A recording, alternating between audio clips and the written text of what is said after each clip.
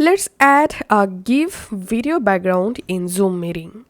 All you have to need, first of all, we have to convert the GIF into MP4 or video. So open your browser and search for this website eggif.com/gif-2-mp4.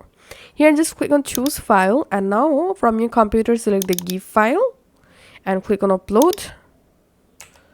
Once the GIF uploaded here, just click on convert GIF to MP4. Once the GIF converted into MP4, here just click on this save option and the MP4 video will be saved. Now all you have to need, just go to your Zoom meeting and click on this arrow icon next to video. Click on adjust background and effects. Here under virtual backgrounds, just click on this plus icon and click on add video. Now from your computer select the GIF converted MP4 file, and that's it. As you can see, I've successfully applied the GIF video background in my Zoom meeting.